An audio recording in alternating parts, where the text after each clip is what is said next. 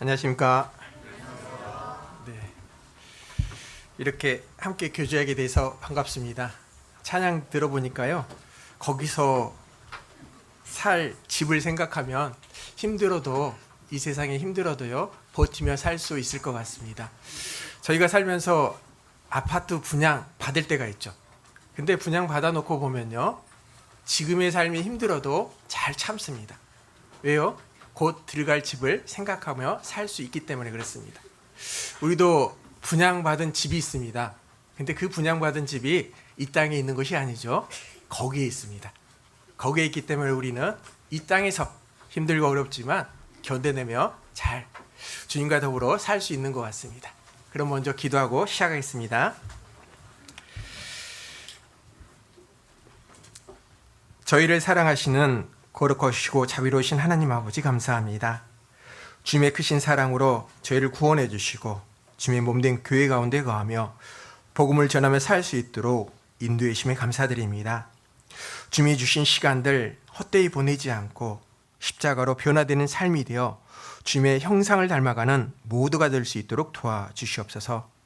또한 하나님의 사랑을 깨달은 자로서 매일 반복되는 삶이지만 하나님이 우리를 창조하신 목적과 구원하신 뜻을 기억하며 살 수 있도록 저희 마음을 지켜주시고 주장하시길 원하옵니다.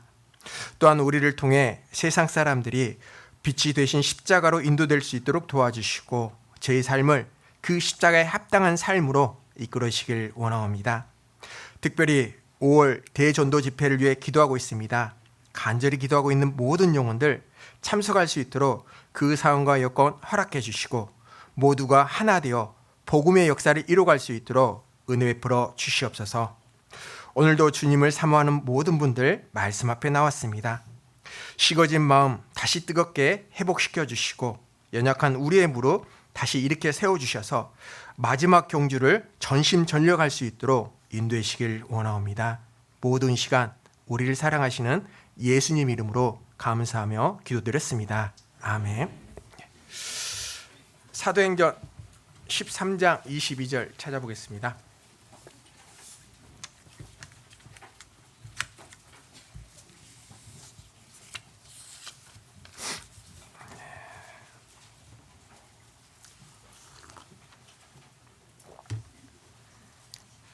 사도행전 13장 22절.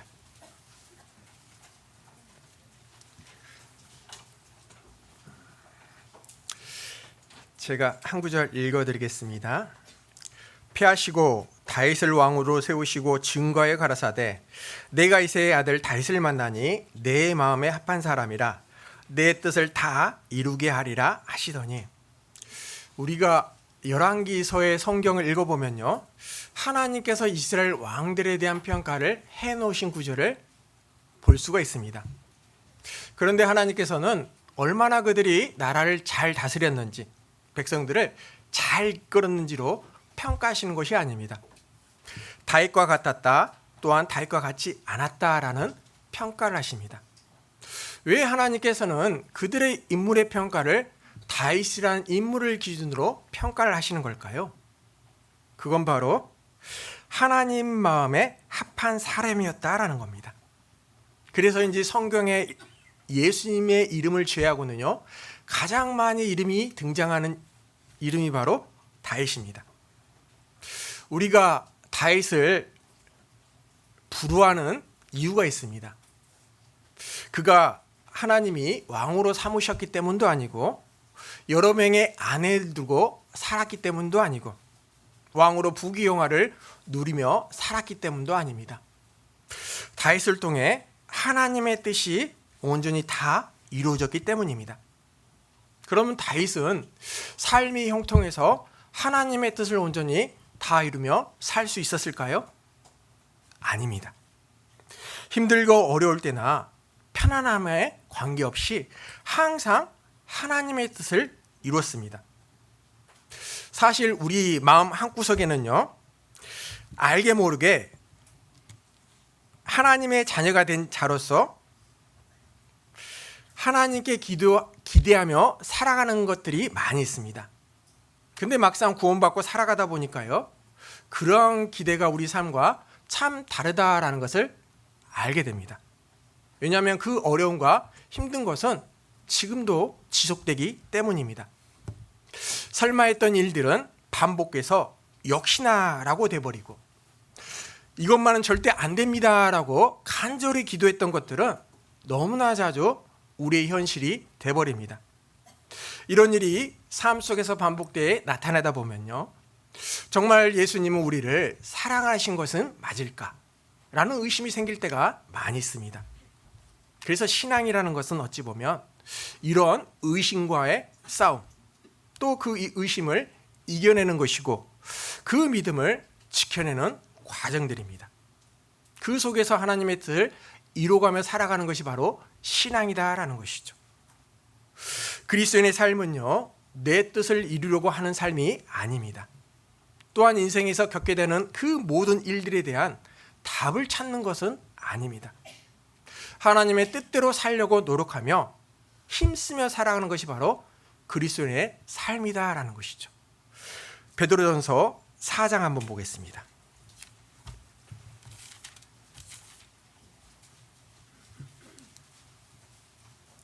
베드로전서 4장 1절.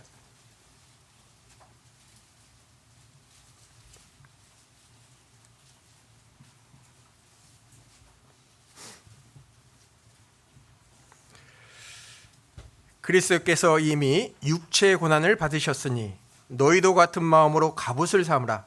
이는 육체의 고난을 받은 자가 죄를 그쳤음이니 그 후로는 다시 사람의 정욕을 쫓지 않고 오직 하나님의 뜻을 쫓아 육체의 남은 때를 살게 하려 함이라. 하나님은 우리가 단지 구원받는 것으로만 만족하시는 것이 아니라요, 이 땅을 살아가며 남은 기간들을 하나님의 뜻을 쫓아 살기를 원하신다라는 겁니다. 사실 우리의 연수를 우리가 정할 수는 없습니다. 우리가 할 수 있는 것이 있다면 인생의 남은 때를 내 욕심을 따라 살아갈지 아니면 하나님의 뜻을 위해 살아갈지를 결정할 수 있는 것뿐입니다. 근데 다들 살면서 느끼셔 알겠지만요, 인생에서는 좋은 일보다 힘들고 어려운 일이 많이 생기게 됩니다. 그럴 때마다 말씀 따라 순종하며 살기가 쉽지 않다라는 것을 압니다. 물론 배부르고 등이 따스면요, 말씀이 중요하고 그것이 정답이다라는 것을 누구나 다 알고 말씀을 선택하며 살아가죠. 그런데 배가 고프고 자존심이 상하고 사람 때문에 시험이 들게 되면요, 말씀을 쫓아 살기가 쉬울까요? 어렵습니다. 당장 살기 힘든데 눈앞에서 몇만 원이 왔다 갔다 하는데 말씀대로 쫓아 살기는 쉽지가 않다라는 겁니다. 그래서 그리스도인들에게 가장 어려운 일이 바로 하나님을 온전히 믿는 거예요. 그 믿음을 지켰던 사람이 바로 다윗이죠. 다윗은 그때마다 어떻게 해야 될지를 시편 성경에 자세히 기록해냈습니다. 그래서 오늘은요, 다윗이 쓴 시편의 글을 통해서 특별히 힘들고 어려울 때 그리스도인들이 보여줘야 될 신앙의 자세가 무엇인지를 한번 생각해 보려고 합니다. 시편 39편으로 가보겠습니다.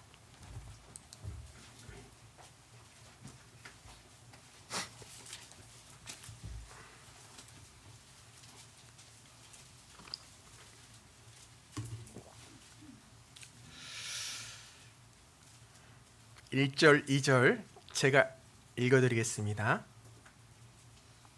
내가 말하기를 나의 행위를 조심하여 내 혀로 범죄치 아니하리니 악인이 내 앞에 있을 때에 내가 내 입에 자갈을 먹이리라 하였도다. 내가 잠잠하여 선한 말도 바라지 아니하니 나의 근심이 더 심하도다. 원래 평안할 때 사람은요, 하나님이 양심을 통해 속삭이는 그 소리를 잘 듣지 못합니다. 그래서 하나님께서는 고난을 보내시기도 하는데요, 막상 그런 일을 겪게 되면 아무런 생각을 할 수가 없게 됩니다.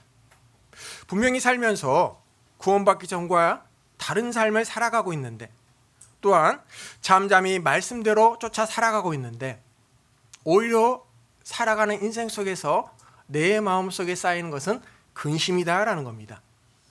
그래서 하나님께 간절히 기도드리면 하나님은 내 목소리에 귀를 기울여 주실 것이다 라는 생각을 했는데요, 그런데도 불구하고 하나님은 전혀 내 목소리에 귀를 기울이지 않으신다라는 겁니다.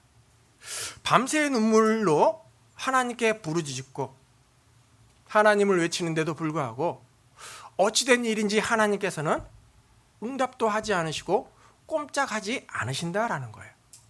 다윗이 지금 그런 처지에 있는 것입니다. 12절 보겠습니다. 여호와여, 나의 기도를 들으시며 나의 부르짖음에 귀를 기울이소서. 내가 눈물을 흘릴 때 잠잠하지 마소서. 대전하는 주께 객이 되고 고르자가 되미니 나의 모든 열조 같으니이다. 하나님, 저의 기도를 들으시고 저의 부르짖음에 응답해 주세요. 왜 저의 기도에 아무런 반응을 보이지 않습니까? 왜 하나님께서는 내 기도를 그냥 듣고 계신지 안 듣고 계신지 알 길이 없을 정도로 가만히 계십니까? 우리도 살다 보면 근심과 걱정, 실망, 그걸로 인해 밤새 눈물로 보낸 적이 많이 있습니다. 그동안 수도 없이 말씀을 듣고 수도 없는 교제에 참석해서 형제자매들의 간증을 들어봤지만 내가 막상 그 처자가 돼 보니까요, 그때 아무런 생각을 할 수가 없다라는 거예요. 그럴 때마다 답답함을 하나님께 하소연합니다. 눈물 반, 간절함 반, 결국 안 되면 협박 반. 하나님 안 들어주시면 저 앞으로 어떻게 될지 몰라요. 그러니까 이거 꼭 들어주셔야 돼요. 들어주지 않으면 하나님도 손해예요 라며 기도를 드리는데, 그런데도 불구하고 하나님은 꼼짝도 않으신다라는 거예요. 아마 여기에 계신 분들 중에 어제 저녁에 그렇게 기도하고 오신 분도 계실지 모르겠습니다. 주일 아침 다들 웃으며 여기에 앉아 계시는데요, 그 웃음 뒤에는 말 못한 사연을 갖고 계신 분도 있다라는 겁니다. 어떤 분들은 힘든 일들을 연달아 겪게 됩니다. 물질도 줄어들고 건강도 나빠지고 자녀의 신앙도 점점 안 좋아지고, 나는 이만한데 나에게 찾아오는 고난은 너무 커서요, 내가 그것을 짊어지려고 하니까 감당이 되질 않는다라는 거예요. 분명히 하나님께서는 감당할 시험만 주신다고 하셨는데 나는 더 이상 버틸 수가 없고 내 눈앞에 피할 길도 보이지 않고, 그럴 때 나는 과연 어떻게 해야 될까? 그런데 분명한 것은요, 하나님이 망하라고 주신 것은 아니다라는 겁니다. 모든 것을 포기하고 그 자리에 주저앉아버려라 라고 주신 것은 아니다라는 거예요. 그럴 때 나는 어떻게 해야 될까요? 세상에서는 재수가 없어서 오이 나빠서 그런 일을 겪게 됐다라고 생각해서 아무런 것을 배우지 못합니다. 그런데 우리는 이제 하나님의 뜻을 압니다. 그 하나님의 뜻, 그 뜻을 가지고 우리는 신앙적 선택을 해야 된다라는 겁니다. 신앙적인 선택과 해석은 어찌 보면 하나님의 관점일 겁니다. 하나님의 관점을 통해서 모든 것을 보고 모든 것을 해석하고 반응할 수 있어야 된다라는 거예요. 하나님의 눈으로 보는 것이 신앙이잖아요. 자, 그럴 때 힘들고 오는 어려운 일을 만났을 때 나는 어떻게 해야 될까요? 다윗은 과연 어떻게 했을까요? 하나님이 이럴 때 요구하시는 것은 무엇일까요? 첫 번째, 내 자신을 돌아보라라는 겁니다. 39편 4절 5절입니다.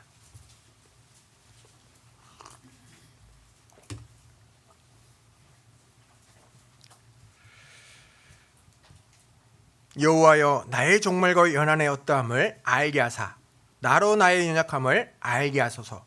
주께서 나의 날을 손넓이만큼 되게 하심에 나의 일생이 주 앞에는 없는 것 같사오니 사람마다 그 든든히 선 때도 진실로 허사뿐이니이다. 다윗은 고난을 통해서 먼저는 종말과 연한을 알게 됩니다. 유한한 인생이다라는 것이죠. 그러니까 영원히 살 것처럼 세상 것 붙잡고 살아가지 말라라는 겁니다. 그리고 자기가 얼마나 연약하고 부족한 존재인지를 알게 됩니다. 나로 나의 연약함을 알게 하소서. 이것이 바로 하나님이 고난을 보내시는 이유다라는 겁니다. 그것을 정확히 알아가는 것이죠. 근데 요즘 사람들은요, 자기를 정확히 알지 못하는 사람들이 많이 있습니다. 뭔가를 알려주려고 하고 뭔가를 지적하고 가르치면요, 자기는 다 알고 있는데, 잘하고 있는데 뭐가 문제냐라는 반응을 보이는 겁니다. 근데 신앙이 성장하기 위해서는 먼저는 자기 자신을 올바로 볼 때 가능합니다. 근데 평생 자기를 올바로 보지 못하는 사람들이 많이 있다라는 거예요. 숨겨진 가면 속에서만 자기 자신을 이해하는 사람들이 많더라라는 겁니다. 신앙은 먼저는 내 자신이 어떠한 사람이라는 것을 정확히 알아야 됩니다. 구원도 마찬가지죠. 자기 자신이 얼마나 큰 죄인이라는 사실을 알아야만 십자가 은혜가 얼마나 큰지를 이해할 수 있는 것입니다. 그런데 요즘 사람들의 삶을 보면요, 하루 24시간 부지런히 바쁘게 생활을 합니다. TV를 통해서, 핸드폰을 통해서 세상 돌아가는 일들을 부지런히 보게 됩니다. 뿐만 아니라 카톡이나 유튜브를 통해서 이런저런 일들에 대해서 얘기하고 뭔가를 보게 되는데요, 정작 중요한 자기 자신에 대해서는 생각할 시간이 없더라라는 거예요. 왜요? 너무 바쁘니까요. 저녁에 기도 드릴 때 기도의 내용을 보면요, 자기 자신에 대한 회개보다는 내가 필요한 것만 잔뜩 하나님께 아뢰게 됩니다. 그리고 잠들어 버려요. 그러니까 성경을 많이 읽어도, 말씀을 많이 들어도요, 그 자리에서 뱅뱅 맴돌 수밖에 없다라는 거예요. 나로 나의 연약함을 알게 하소서. 이래야 변할 수 있고, 이래야 성장할 수가 있게 되는 겁니다. 근데 다들 강한 척, 잘난 척, 아는 척, 잘하는 척, 척척척만 하고 신앙생활 하다 보면요, 그 자리에서 맴돌 수밖에 없다라는 거예요. 하나님은 그 이유를 먼저 생각해 보라라는 겁니다. 그래서 다윗은 어려울 때마다 먼저 자신을 살펴봤습니다. 전도서 7장도 한번 보겠습니다.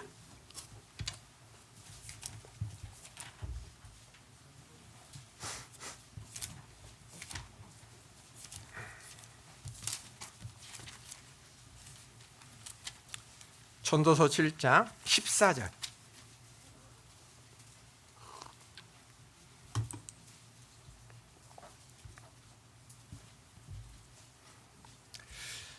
형통한 날에는 기뻐하고 공고한 날에는 생각하라.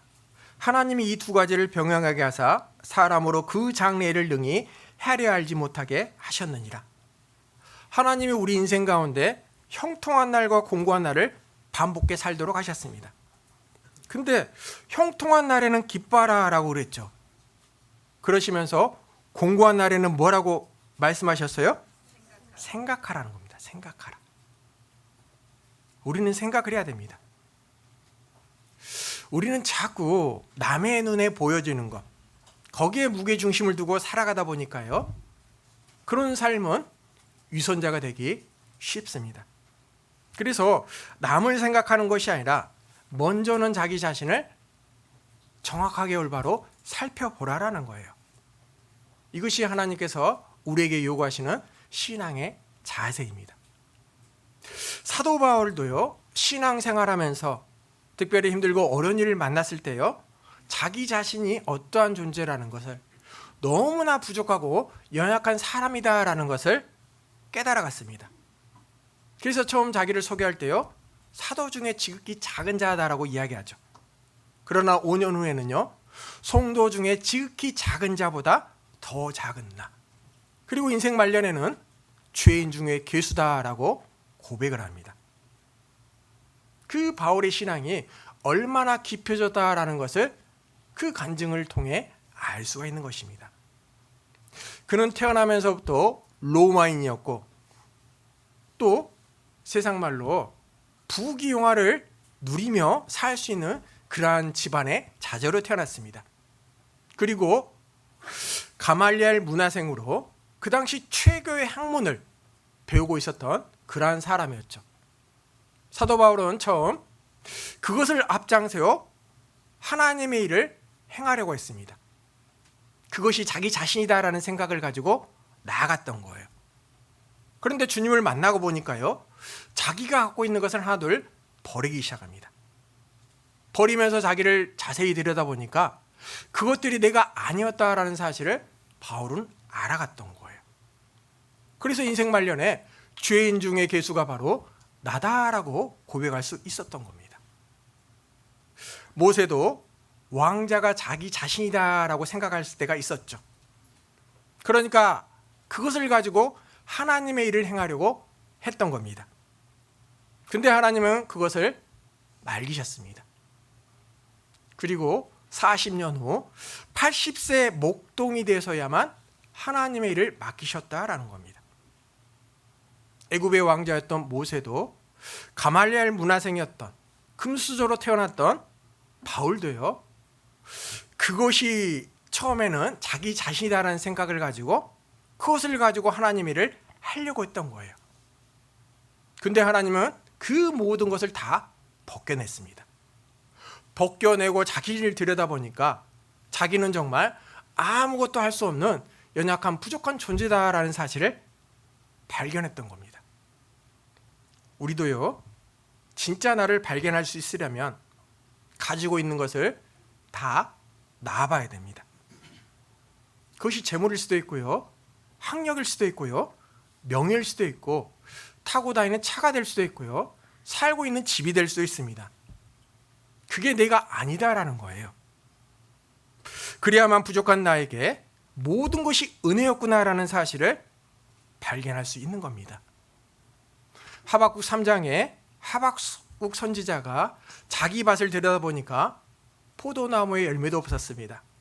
감람나무에 소출도 없었습니다. 유황간에 소도 없었습니다.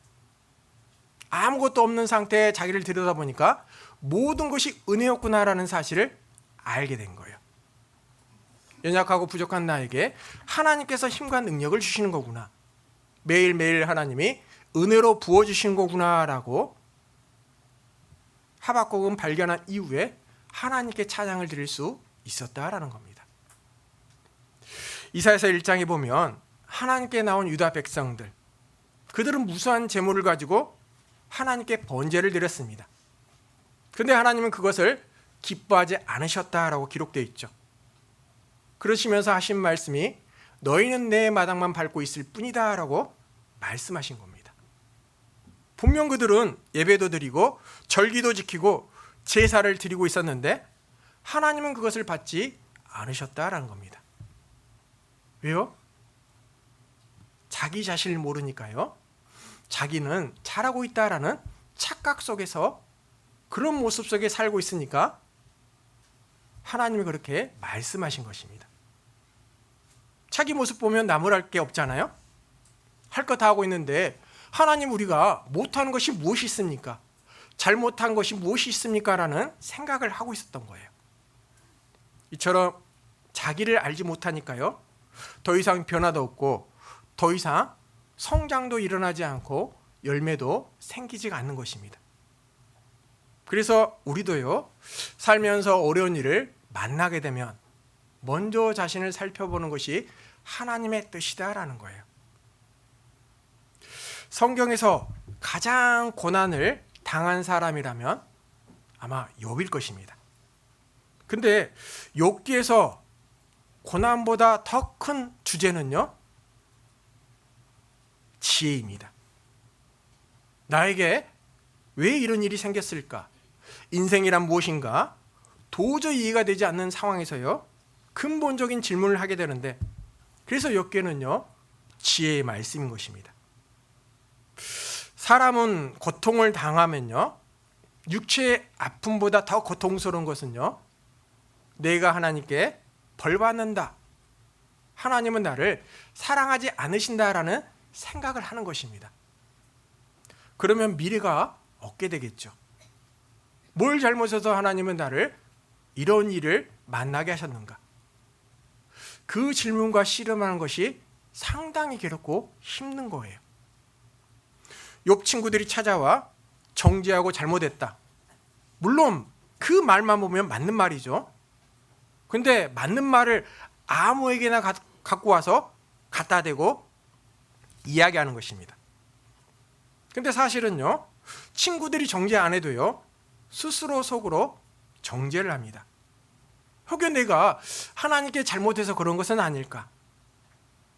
욥 마음 속에서도 그런 일이 일어나는 질문인 거예요. 그래서 욥기는요, 둘 중에 하나입니다. 잘 모르는 사람이 보면 지혜로운 욥이 바보가 되어가는 과정.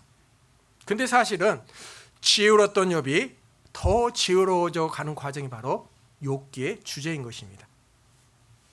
사람이 지혜로워진다라는 것은 뭘 말하는 걸까요? 그 첫 단추가 바로 소크라테스가 했던 말입니다. 너 자신을 알라. 나의 무지, 내 지식의 한계, 지식의 한계를 발견하는 것이 지혜의 시작입니다. 그 지혜로웠던 욥도 사실은 아는 게 너무나 적었다라는 겁니다. 내가 알았던 거 살펴보니까 정말 조금밖에 안 되었구나. 이 넓고 넓은 우주 가운데 세상 사람들 사람 가운데 지혜로운 사람도요, 그 지혜의 한계, 너무나 알고 있는 것이 적다라는 겁니다. 그것을 알아가는 거예요. 그러면서 하나님의 크심을 아는 겁니다. 내가 많이 안다고 생각했는데 내가 아는 것이 아무것도 없었구나. 그것을 설명해 주는 것이 욥기죠. 근데 욥은 그것을 언제 발견했습니까? 고난당했을 때, 아팠을 때 그것을 알았던 거예요. 그래서 하나님께서 시련을 통해서 일을 하신다면요, 나의 속에 있는 문제를 드러나게 하시는 거예요. 내가 이렇게 연약하고 부족한 사람이구나. 그것을 알게 하시는 것이 바로 하나님의 은혜의 시작이다라는 겁니다. 우리가 아파 병원 갈 때가 있죠. 병원 가면 치료부터 합니까? 진단부터 합니까? 진단부터 하죠. 병원에 가면 의사는요, 지금 나에게 어떤 병이 있는지를 진찰해내서 알아내는 겁니다. 그 다음에 약을 주든지 수술을 하든지 결정하는 겁니다. 마찬가지로 하나님도요, 내 인생에 겪게 되는 여러 가지 문제를 통해서 내 부족한 점을 드러내신 거예요. 내가 얼마나 연약하고 부족하고 비겁한 사람인지, 정말 세상을 장깨로 내 생각대로 살아가려고 하는 사람인지를 하나님이 분명히 알려주셔요. 그걸 알아야만 고칠 수가 있거든요. 욥기 33장도 보겠습니다.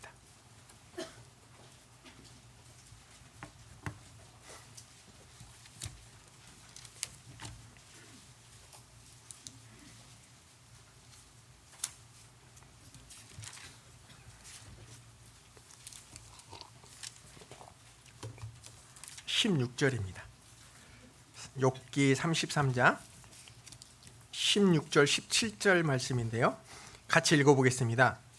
사람의 귀를 여시고 인치듯 교훈하시나니 이는 사람으로 그 꾀를 버리게 하려 하심이며 사람에게 교만을 막으려 하심이라.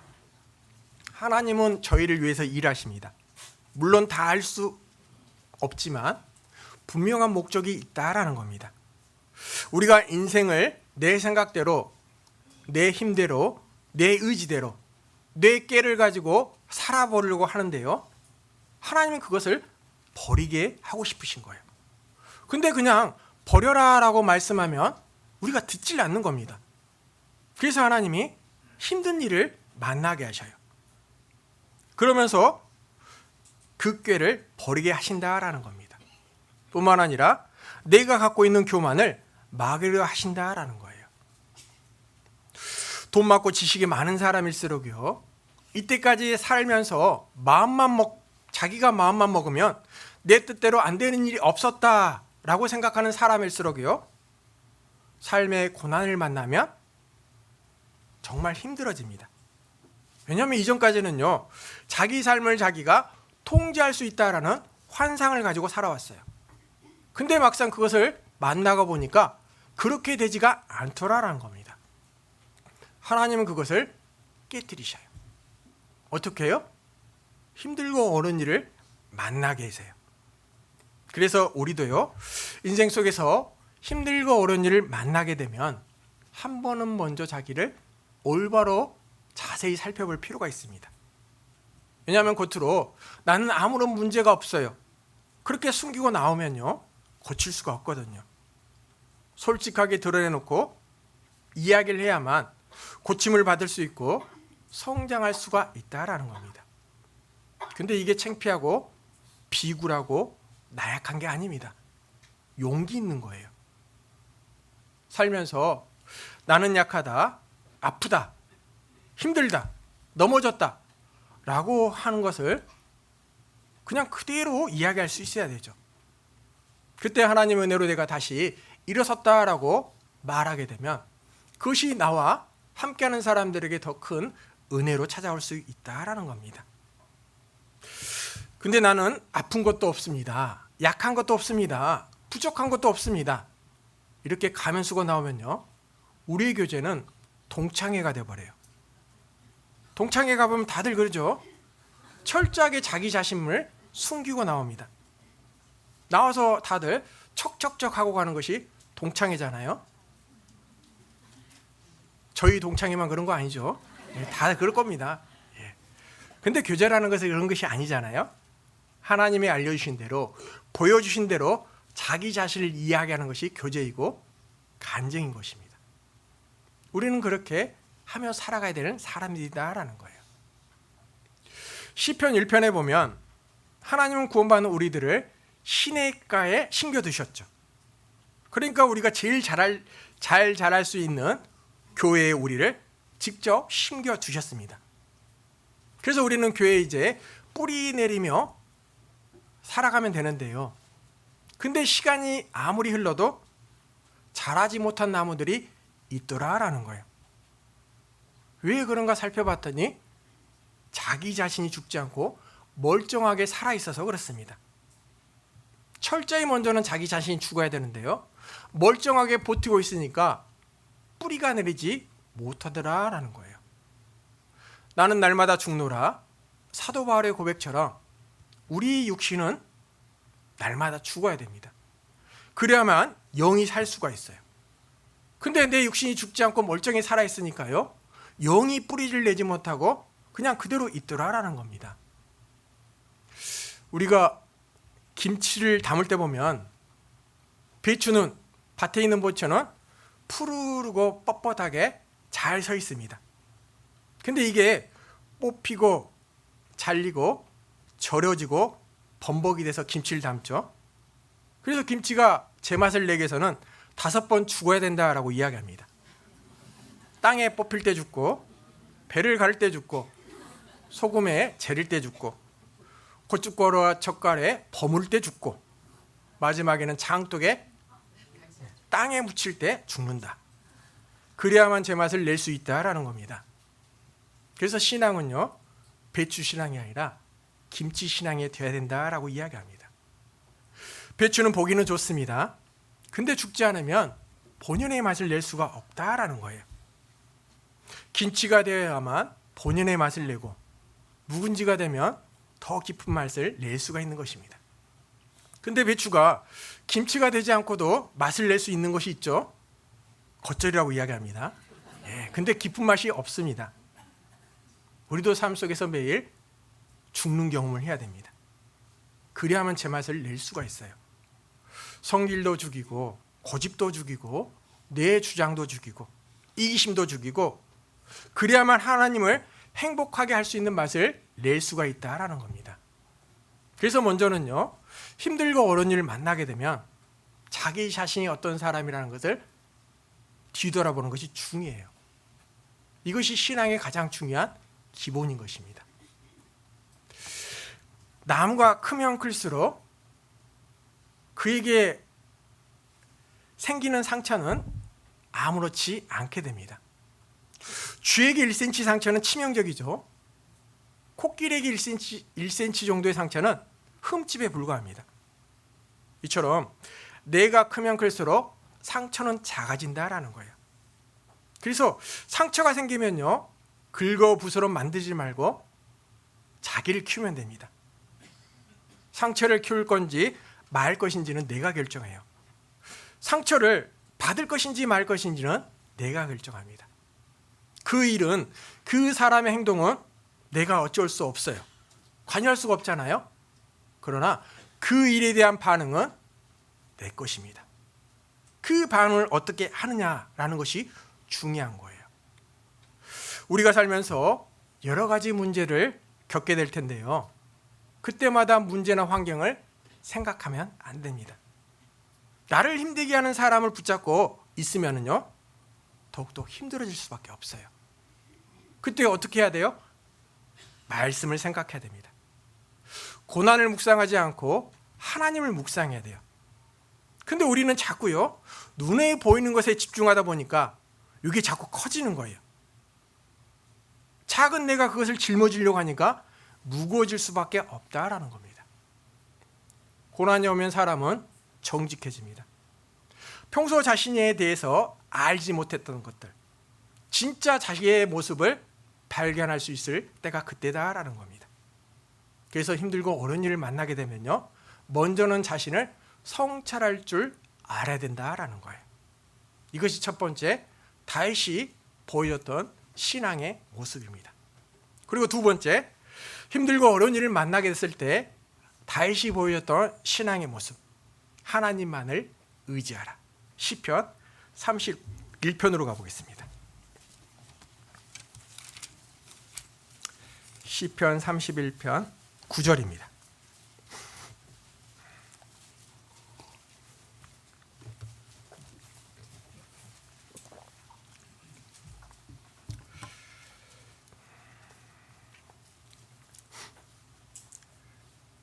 여호와여, 내 고통을 인하여 나를 긍휼히 여기소서.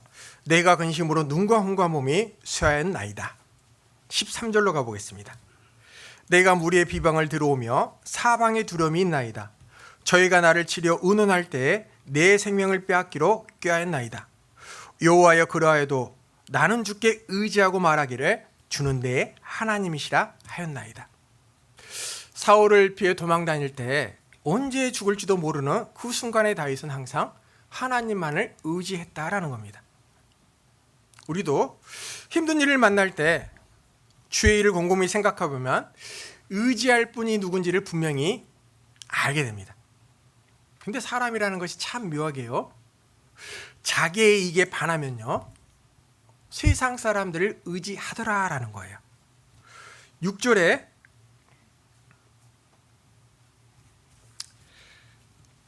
허탄한 것을 숭상하는 자들, 아마 세상 사람들을 말할 것입니다. 그래서 우리는 구원받은 이후에 그 사람들과 적당한 거리를 유지하며 살아갑니다. 그들이 평소 잘 사는 거 마음속에 부러움을 가질 때도 있어요. 그렇지만 그들을 따라가지는 않습니다. 근데 평소 그들을 동경해서 그런지 몰라도요, 결정적인 순간이 되면 꼭 그들을 쫓아가더라라는 거예요. 왜냐하면 그들의 삶은 형통한 것 같고요, 나의 하나님은 당장 답을 주지 않으니까요. 나는 당장 힘들어 죽겠는데, 기도해도 아무런 응답도 없는데, 말씀을 들어도 하나님의 뜻을 이해하기가 어려운데, 옆에 사람들이 감나라 배나라 이야기하니까요, 솔깃한 거예요. 그러면서 지금 현실, 힘들고 어려운 현실 빨리 벗어나야겠다라는 생각을 가지고 그를 쫓아갑니다. 그러면서 자기 위안을 삼는 것이 뭐예요? 하나님, 저 분명 기도했어요. 기도했는데 하나님이 응답하지 않으셔서 제가 어쩔 수 없이 선택한 겁니다 라고 그렇게 쫓아가는 겁니다. 근데 하나님이 우리에게 요구하시는 것이 있죠. 22절입니다.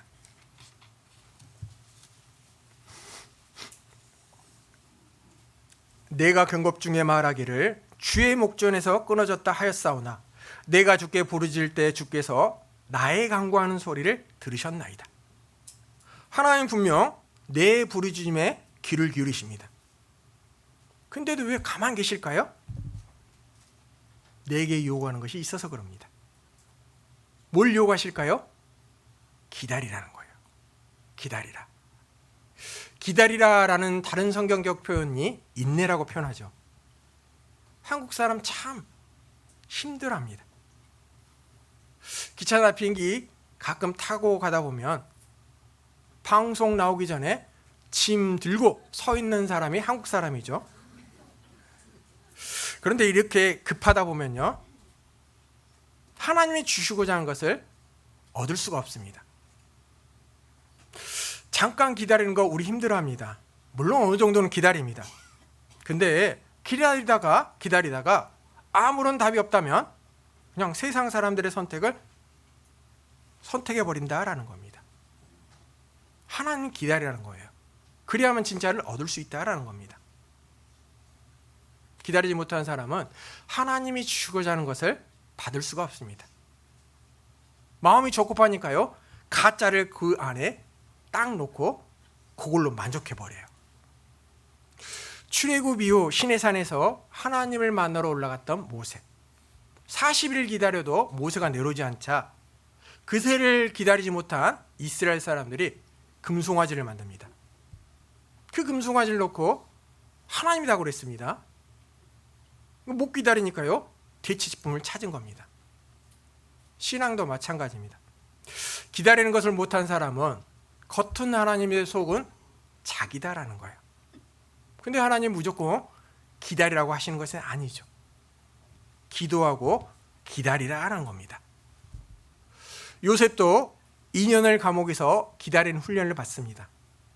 다윗도 기름 부음 받은 이후에 10년을 기다립니다.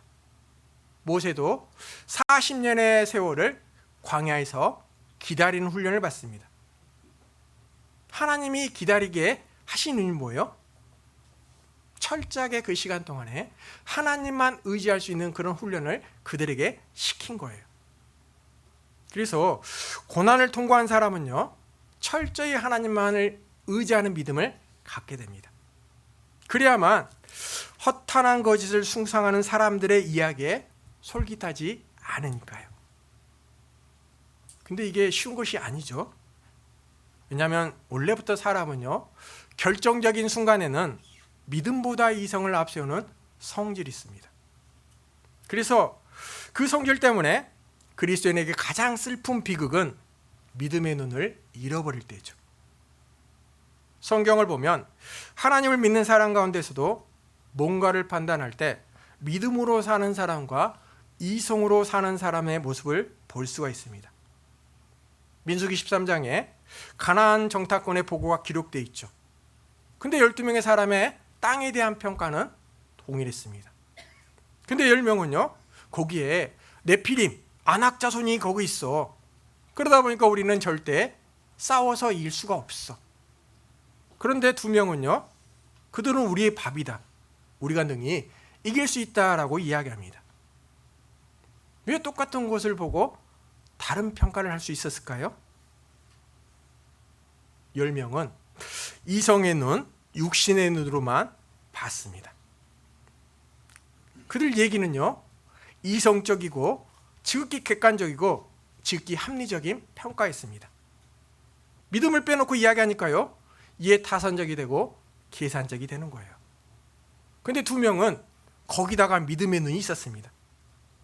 믿음의 눈을 덧붙여 바라보니까요, 똑같은 것을 보고도 다른 평가를 하게 되었다라는 겁니다. 구원받은 그리스도인들은 믿음의 눈, 신령의 눈을 가지고 보여지는 현실, 그 안에 하나님의 손길, 하나님의 인도하심을 볼 수 있어야 된다라는 겁니다. 신앙은 현실을 통해 뒤에서 일하시는 하나님의 모습을 보는 것이 신앙이잖아요. 그래서 주님이 말씀하시는 소경은요, 세상을 못 보는 사람이 소경이 아닙니다. 주님을 못 보는 사람, 현실 너머에 하나님의 인도하심을 발견하지 못한 사람이 바로 소경이다라는 거예요. 다윗은 두렵고 힘들 때마다 하나님을 의지합니다. 14절에요. 여호와여 그리하여도 나는 주께 의지하고 말하기를 주는 내 하나님이시라 하였나이다. 지금 다윗은 자신의 영을 주님의 손에 의탁할 정도로 정말 절박한 상황이거든요. 곤경과 환난에서 건져줄 분은 주님밖에 없다라는 생각을 가지고 주님을 붙잡는 것입니다. 아직은 하나님의 뜻을 온전히 이해할 수 없지만 절체절명의 순간에서도 내가 붙잡아야 될 분은 하나님이다라는 거예요. 그런데 믿음을 갖고 있는 사람들 가운데서도요, 어려울 때 하나님을 더 붙잡는 사람이 있는가 하면 하나님과 더 멀어지는 사람이 있다라는 거예요. 살면서 힘든 일을 겪으면서 생각해 봐야 될 것이 하나님이 우리에게 뭘 기대하고 이것을 허락하시냐라는 겁니다. 근데 그것을 분명히 알아도요, 넘어지는 사람이 꼭 있더라라는 거예요. 믿음은 내 의지, 내 노력으로 나의 삶을 스스로 통제해 가는 것이 아니죠. 우리 인생에서 내 손으로 어찌할 수 없는 일들, 심지어 그것을 이해할 수 없다 할지라도요, 그 일조차 하나님 손에 있다라는 것, 하나님 통제 안에 있다라는 고백이 바로 믿음이죠. 그걸 받아들이고 하나님을 바라보도록 의지하도록 하는 것이 하나님의 뜻인 것입니다. 하나님은 이런 일들을 통해서 믿음 가진 사람들에게 기다리라, 인내하라 라는 그 요구를 하고 계시는 거예요. 베드로후서 1장도 보겠습니다.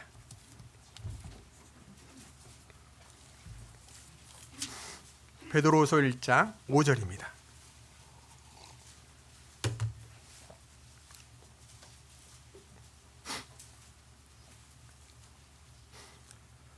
이러므로 너희가 더욱 힘써 너의 믿음의 덕을, 덕의 지식을, 지식의 절제를, 절제의 인내를, 인내의 경건을, 경건의 형제의 우애를, 형제의 우애의 사랑을 공급하라.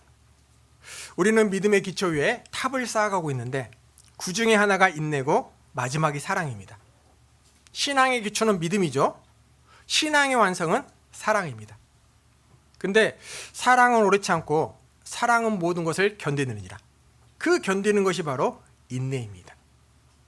여기에 중간이 인내죠. 인내. 성령의 네 번째 열매가 바로 오래 참음입니다. 히브리서 10장에 있는 말씀처럼 약속하신 것을 받기 위해서는 인내가 필요하다라고 말씀하고 계셔요. 오래 참고 견디는 자에게 주실 복, 그 복이 분명히 있습니다.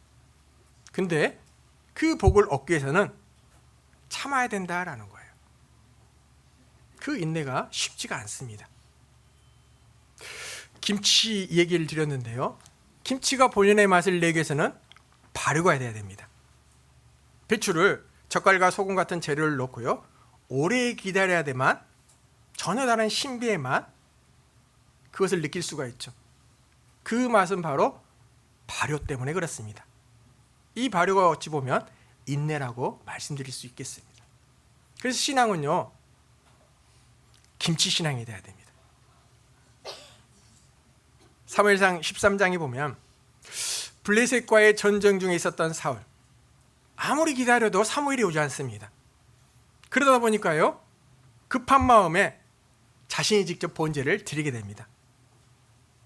이처럼 급할 때 진짜 내 모습이 나오게 돼요. 그 모습을 바꿔가는 것이 하나님의 뜻인 것입니다. 이 인내라는 것은 사방에다 참을 일자를 써놓고요, 입술을 깨물고 허벅지를 꼬집고 참는 것이 아니죠. 하나님을 바라보고 기다리는 것, 약속하신 것을 믿고 기다리는 것이 인내입니다. 왜 우리가 기다릴 수 있어요?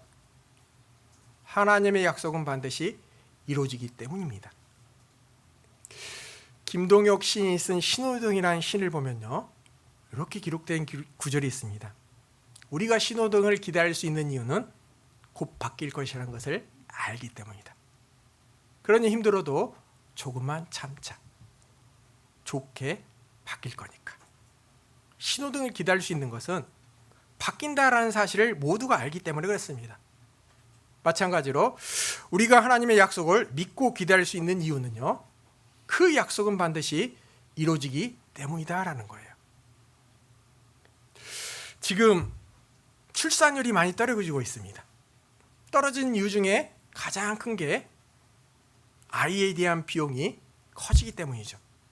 그러니까 아이 하나 낳게 되면요, 고생할 거 뻔하니까 낳질 않아요. 그런 것처럼 우리의 신앙을요, 계산적으로 하면 새로운 생명의 탄생이 줄어들 수밖에 없다라는 겁니다.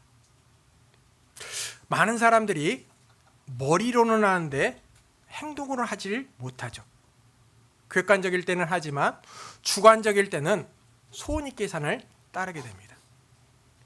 그래서 어려워도요, 믿음으로 해야 된다라는 거예요. 계산이 들어가면 열매도 사라지고 마음도 강팍해지고 기쁨도 사라지고 의무감만 남고. 원래 믿음이라는 것이 그렇죠. 사실 있어도 감사한 것은 누구나 할 수 있는 일이죠. 없는데도 불구하고 감사하는 것이 그리스도인만이 할 수 있는 일입니다. 있어서 감사하는 것은 상식입니다. 없는데 감사하는 것을 믿음이라고 이야기합니다. 가난할 때 불평하는 것은 상식입니다. 가난해도 불구하고 감사할 줄 아는 것을 믿음이라고 합니다. 시간이 있어서 봉사하고 교제하는 것은 상식입니다. 시간이 없음에도 불구하고 봉사하고 교제하는 것을 믿음이라고 합니다. 받고 즐거워하는 것은 상식입니다. 죽어도 즐거워하는 것을 신앙이라고 하죠. 사랑하는 일을 사랑하는 것은 본성입니다. 미워한 일을 사랑할 수 있는 것은 믿음입니다. 이방인은 상식으로 살지만 그리스도인들은 믿음으로 살아갑니다. 신앙은 이 믿음을 계속 키워가야 돼요.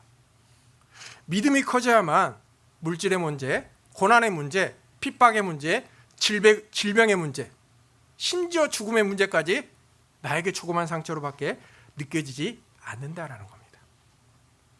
하나님은 계산하지 말고 믿음으로 지금의 상황을 견뎌라라고 하셔요.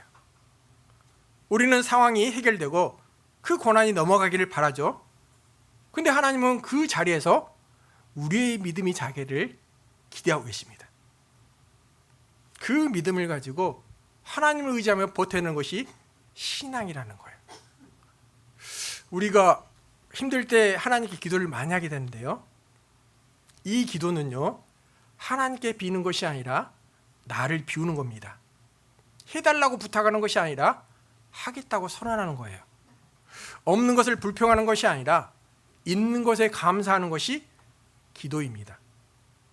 힘든 일을 만날 때 피하게 해주세요가 아니라 견디게 해주세요라고 하는 것이 바로 우리가 해야 될 기도의 모습이에요. 마태복음 14장에 보면 베드로가 바람이 무서워 물에 빠져 들어가게 됩니다. 그런데 믿음은요, 형편이나 상황을 보는 게 아니죠. 주님을 보는 거잖아요. 골리앗과 같은 상황을 바라보면요, 이스라엘 병사들처럼 두려움 때문에 앞에 나가지 못합니다. 사울왕처럼 다윗을 바라보고 비교하면요, 질투에 빠진 인생을 살 수밖에 없다라는 거예요. 그래서 힘들고 어려운 일을 만나면 시선 처리가 중요합니다. 내가 지금 무엇을 바라보고 있느냐, 그것이 중요한 거예요. 하나님은 우리에게 장애물을 치워주고 싶으신 것이 아니에요. 그것을 통해서 믿음이 되어지기를 원하십니다. 근데 마귀는 자꾸 그것을 우리에게서 뺏어가려고 그래요. 혹여 물질을 줘서 뺏어갈 수 있으면 물질을 이용합니다. 건강을 통해서 뺏어갈 수 있으면 건강을 이용합니다. 사람을 통해 뺏어갈 수 있으면 사람을 이용하죠. 살면서 어떤 일이 내 인생에 벌어진다 할지라도, 설사 그 일이 이해가 되지 않다 할지라도요, 절대 이 믿음만은 뺏겨서는 안 된다라는 거예요. 사단이 욥에게서 다 뺏어갔습니다. 재산을 뺏어가고 자녀를 뺏어가고 건강을 뺏어갔습니다. 근데 사단이 욥에게 뺏고 싶은 것은 뭐였어요? 믿음이었거든요. 믿음이었어요. 근데 욥은요, 다 뺏겼는데도 불구하고 그 믿음만은 지켰다라는 겁니다. 욥은 절대 그것을 잃지 않았어요. 모든 것을 잃어도 온전한 신앙으로 산다는 거 결코 쉽지가 않습니다. 근데 욥은 다 뺏겼는데도 불구하고 그 온전한 신앙을 지켰다라는 거예요. 믿음의 선진들의 간증을 보면요, 태어나면서부터 나는 하나님 안에 있었고 부모님 밑에서 좋은 신앙으로 물려받아 잘 자라겠고 어려움 없이 믿음의 성취를 여기까지 이룰 수 있었다라고 간증하는 사람은 아무도 없어요. 어렵고 힘들지만 여기까지 올 수 있었던 것은 버텼기 때문이다라는 겁니다. 혹시 여러분들 중에 나는 지금보다 환경이 좋아지고 상황이 훨씬 좋아진다면 정말 열심히 신앙생활 잘할 수 있을 거야 라고 생각하신 분은 아직 세상 물정 모르는 분이십니다. 세상은 우리에게 결코 호의적이지 않습니다. 오히려 인내하는 신앙을 요구한다라는 거예요. 물론 그리스도라고 해서요, 이 세상에 사니까 세상의 환경에 영향을 받지 않을 수 없습니다. 그렇지만 그 환경 때문에 내 믿음까지 흔들려서는 안 된다라는 거예요. 오히려 나에게도 올 곳이 왔구나 라며 버티는 겁니다. 다들 주님 오실 때까지 교회 안에 끝까지 버티고 싶잖아요. 그래서 신앙의 완주를 위해서 필요한 것이요, 인내라는 겁니다. 누구나 잠깐 충성하고 잠깐 수고하고 헌신했던 경험들 다 가지고 있어요. 한때 뜨거웠던 신앙 없는 사람 아무도 없습니다. 중요한 것은 인내였습니다. 왜냐하면 우리 인생 가운데요, 우리가 생각하는 것 이상의 것들이, 상상할 수 없는 그 이상의 것들이 당황스러운 그 순간을 꼭 우리 삶 속에서 만나기 때문이다라는 겁니다. 신앙생활하면서 어려움이 찾아오면요, 내 아랫입술을 꽉 깨물고 버티는 시간인 겁니다. 하나님이 우리에게 그것을 요구하고 계시는 거예요. 베드로전서 1장 7절 보겠습니다.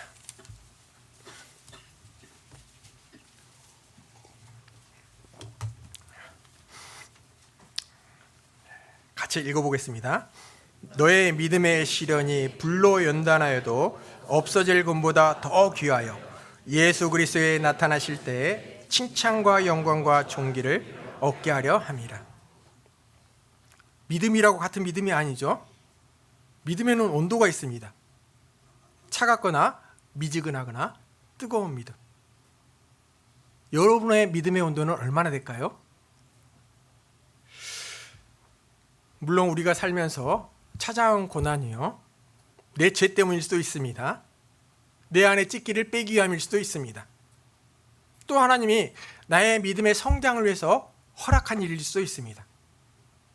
근데 정작 그것이 무엇이 됐던 간에요, 우리는 믿음으로 견뎌내야 됩니다. 그래서 믿음이 금보다 더 귀하다라는 거예요. 요즘 시대 사람들의 특징, 기다리는 거 힘들어하죠. 그러다 보니까 유튜브 방송 볼 때 10분 넘어가는 것을 안 봅니다. 왜요? 10분도 너무 길어요. 그러다 보니 틱톡 같은 10초, 20초의 영상이 인기가 있는 것이죠.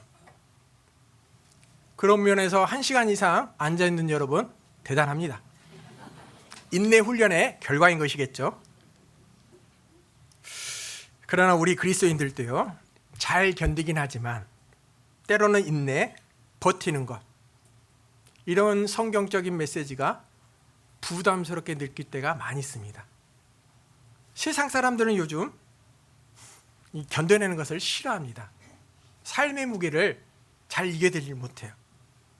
그러다 보니 조금만 힘들어도요, 금방 그만둬버립니다. 그런 세상적인 분위기가 신앙 안에서 들어오죠. 그래서 우리 신앙 안에서요, 인내하고 참는 것, 그것이 필요한 이유는 내가 좀 더 믿음이 공고해지는 것, 단단해지기 위해서 필요한 것이다 라는 겁니다. 단단해졌을 때 나에게 찾아오는 상처는요, 별로 무디게 그것을 대할 수 있기 때문에 그렇습니다. 다윗은 지금 자기 앞에 펼쳐진 일이 잘 이해가 되지 않았어요. 그런데도 불구하고 그 일을 통해서 하나님만 의지했던 것입니다. 우리도 아직은 이해할 수 없지만, 물론 우리 삶 속에서 성소에 들어갈 때 알 수 있는 일도 있을 거예요. 그렇다 할지라도 우리는요, 항상 하나님 편에서 서 있어야 됩니다. 그것이 그리스도인의 삶의 자세예요. 하나님 우리에게 지금 그것을 요구하고 기대하고 계시는 겁니다. 그리고 세 번째, 어렵고 힘든 일을 만났을 때 우리가 보여야 될 믿음의 자세, 순종하라입니다. 시편 18편으로 가보겠습니다. 시편 18편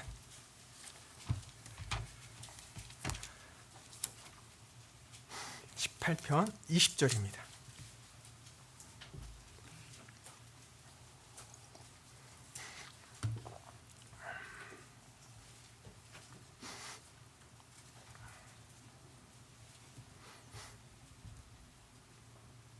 여호와께서 내 의를 따라 상 주시며 내 손의 깨끗함을 쫓아 갚으셨으니 이는 내가 여호와의 도를 지키고 악하게 내 하나님을 떠나지 아니하였으며 그 모든 규례가 내 앞에 있고 내게서 그 율례를 버리지 아니하였음이로다. 4절에 보시면 지금 다윗은요, 사망의 줄, 불의 창수로 인해 아주 두렵고 어려운 상황을 맞이했습니다. 그런 상황에 있어서 여호와의 도를 지키며 하나님의 규례를 앞에 두고 행하고 있다라는 겁니다.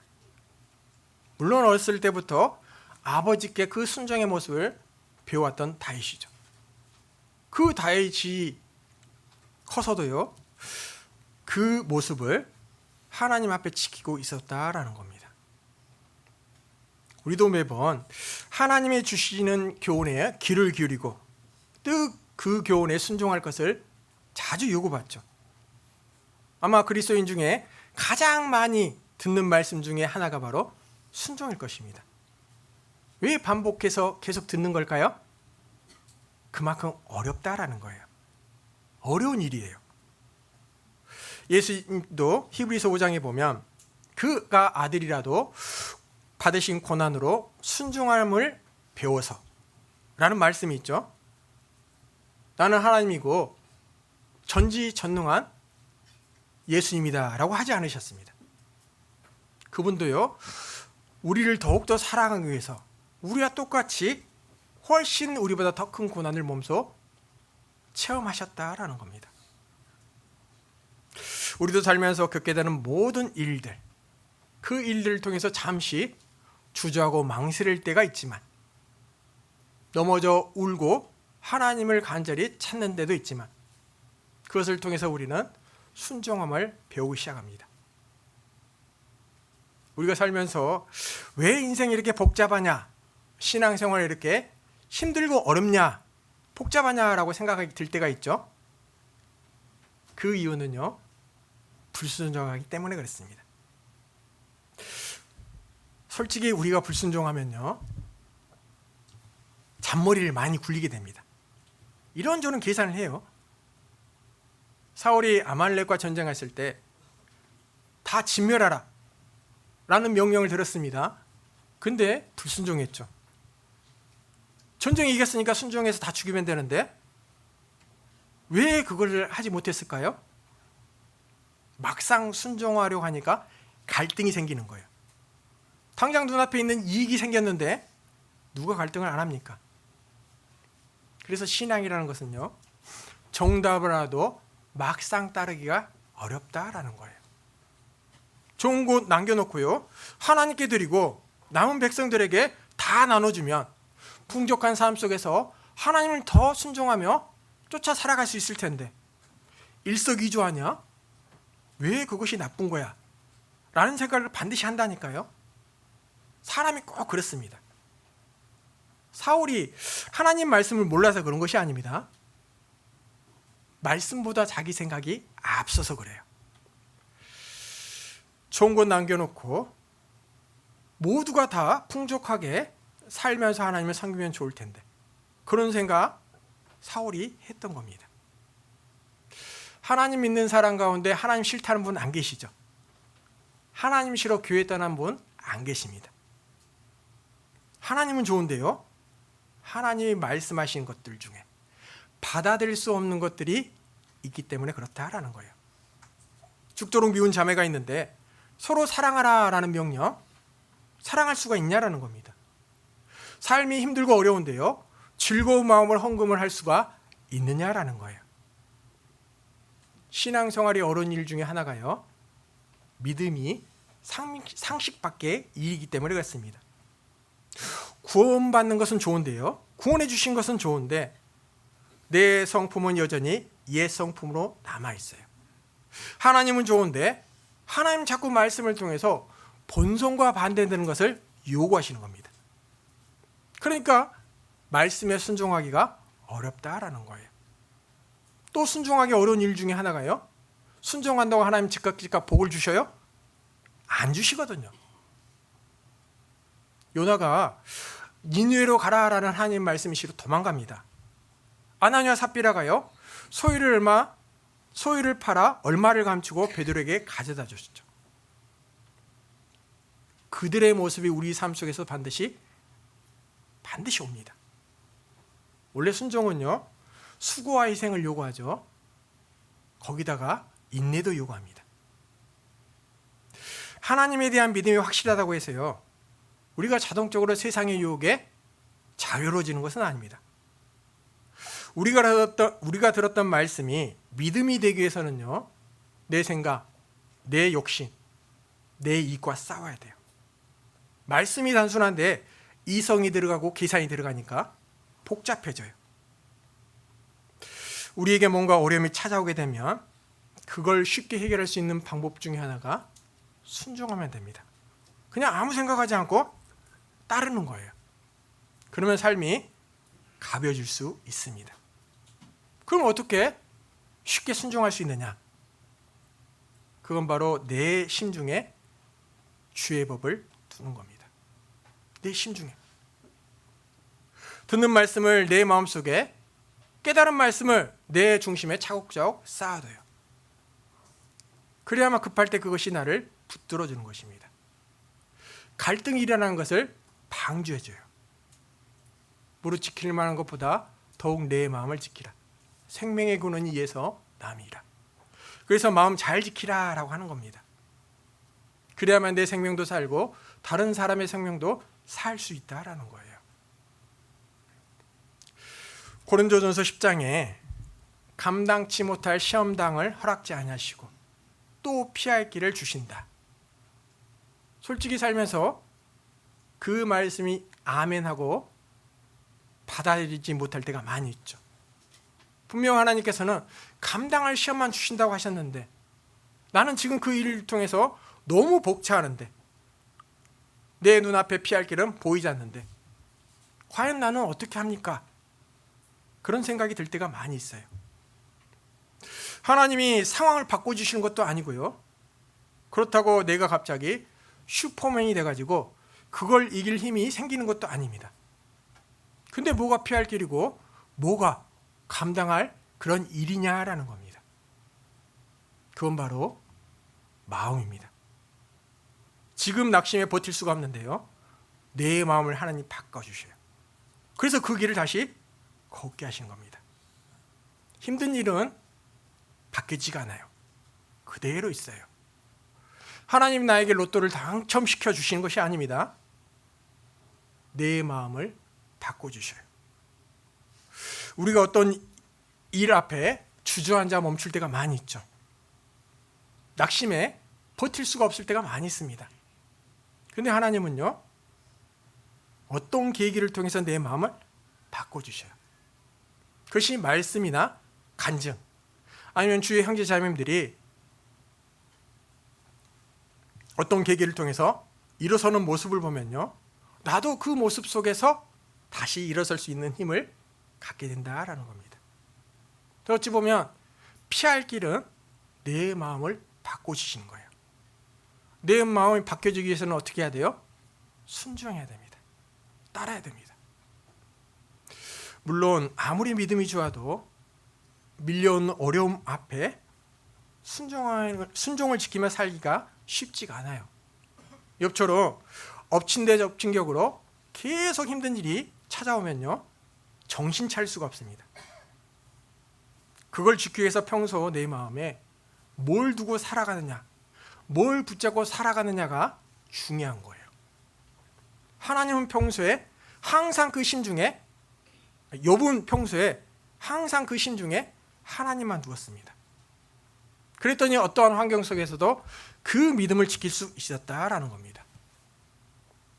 우리도 살면서요, 평소에 내 중심에, 내 심중에 무엇을 두고냐, 살아가는 것이 내 삶을 전체를 좌지우지합니다. 돈이 중심인 사람은 돈이 너무 많아도 무너지고요, 돈이 너무 없어도 무너집니다. 가룟 유다는 예수님을 3년 반 쫓아다녔지만 그 마음에는 돈이 중심이었습니다. 결국 그러다 보니까 예수님까지 팔아버리고 결국 그 인생이 다 무너졌다라는 겁니다. 건강이 중심인 사람은 건강을 잃어버리면 다 흔들려 버려요. 자녀가 중심인 사람은 그 자녀 때문에 가장 중요한 믿음까지 흔들려 버린다라는 겁니다. 우리도요, 평소에 내 마음에 하나님만 두지 않으면, 말씀을 두지 않으면 쉽게 흔들려 버려요. 물론 인생사 흔들리고 넘어질 수 있습니다. 그런데 중심에 말씀이 있는 사람은요, 오뚜기처럼 일어날 수 있는 거예요. 평소에 하나님을 중심에 두지 않고 살아가는 사람은요, 넘어지면 일어나지 못합니다. 그러면서 신세한탄을 하는 겁니다. 사사기에 보면 자기 소견에 옳은 대로 행하였더라라는 구절이 반복되죠.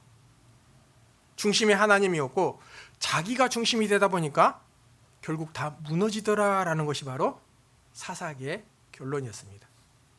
그래서 하나님께서는 가끔요, 어려운 일을 통해서 내 중심이 뭐가 있는지를 드러내셔요. 그것을 분명히 알 수 있어야 됩니다. 그것을 해결할 수 있기 위해서는 순종해야 가능하다라는 겁니다. 우리가 인생길을 가다 보면 수많은 비바람을 맞이하게 됩니다. 그때 우리의 한계를 거기서 발견하게 되죠. 하나님이 왜 우리의 한계를 알게 하셨을까요? 그 앞에서 주저앉아라라는 의미입니까? 아니잖아요. 넘어가라는 거잖아요. 그 한계를 무너뜨리기 위해서는요, 결국 순종해야만 가능하다라는 겁니다. 내 고집대로 할 것인가, 아니면 내 생각을 버리고 순종할 것인가, 이게 내 마음속에 갈등으로 일어나죠. 하나님이 원하시는 범위까지 우리의 믿음을 키우고자 하는 것이 바로 하나님의 뜻입니다. 갈등은 일어나지만, 고민이 생기지만 결국 순종하지 않으면 더 이상 내가 할 수 있는 것은 아무것도 없다라는 거예요. 그래서 하나님께서 자꾸 우리에게 순종을 요구하시는 것입니다. 시편 37편 보겠습니다.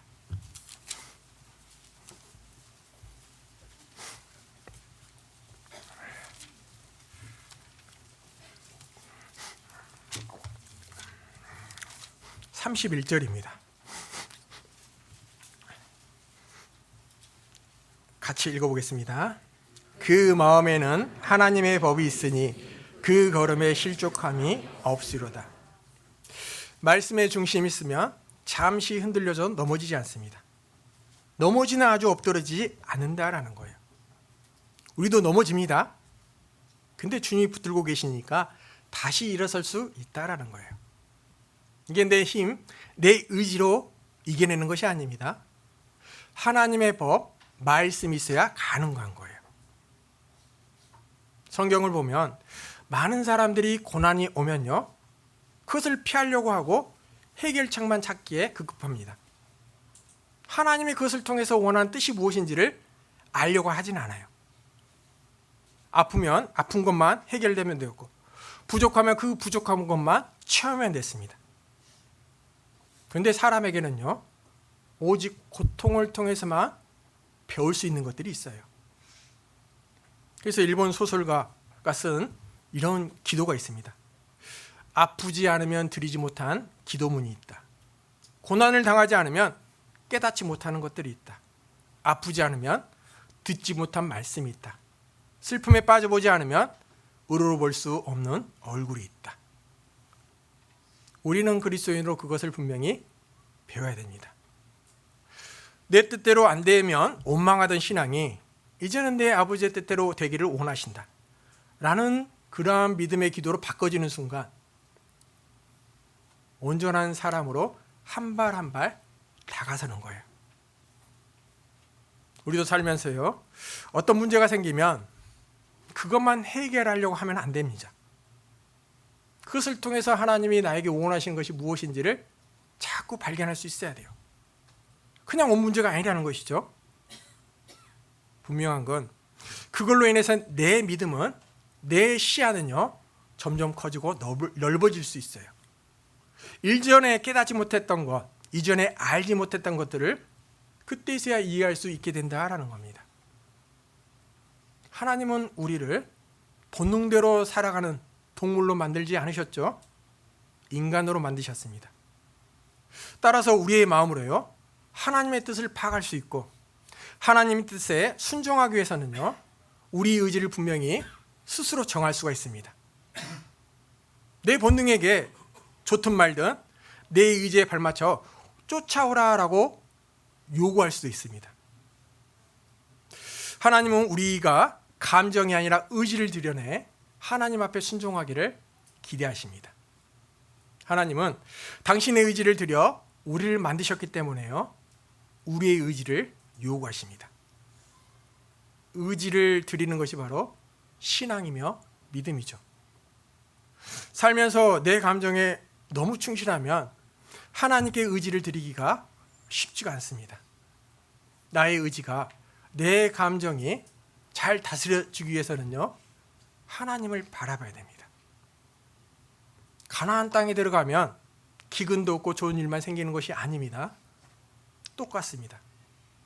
문제는 주어진 환경 안에서 주님을 배우고 주님이 그것을 통해서 내게 주시고자 하는 교훈을 내가 알아버리면요, 그 문제는 문제가 아니라 나에게 복이 되는 것입니다. 신앙생활하면서 문제만 해결하고 그렇게 살아간다면요, 그건 신앙이 아니죠.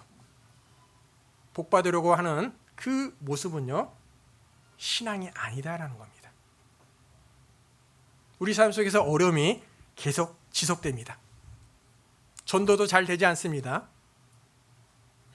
그렇다 할지라도 내가 아무것도 하지 않으면요, 더 이상 주의 마음을 알 수가 없게 된다라는 거예요. 삶은 계속 어려움 속에 지속될 것이고 복잡한 문제는 계속 일어날 것이고 계속 아픈 마음을 가질 수도 있지만 다윗처럼 우리가 하나님 말씀을 붙잡고 있다면 지금 당장은 아닐지라도 하나님이 주신 약속을 붙들고 있다면 틀림없이 우리 삶은 남다른 삶을 살아갈 수 있다라는 거예요. 시련 없는 인생 없죠. 그렇다면 복받는 인생이라는 것은요, 시련을 당하지 않는 것이 아니라요, 그 시련을 통해서 더 나은 삶을 살아가는 사람이 바로 복받은 인생인 겁니다. 요즘 살기가 쉽지가 않죠. 다들 어렵고 힘듭니다. 그러나 그것을 대하는 방식은 다 달라요. 우리는 하나님을 믿는 사람입니다. 그러니까 믿는 사람들처럼요, 신앙적 선택을 하고 주님 앞에 부끄럽지 않는 삶을 살다가 주님 앞에 설 수 있어야 돼요. 그것이 주님이 구원받은 사람에게 주신 최고의 행복인 것입니다. 그 행복을 우리는 이 땅에 살면서 누리다가 모두가 주님 앞에 서서 칭찬받는 그러한 자녀가 되시길 바라겠습니다. 기도하겠습니다. 사랑과 은혜의 하나님 아버지, 감사합니다.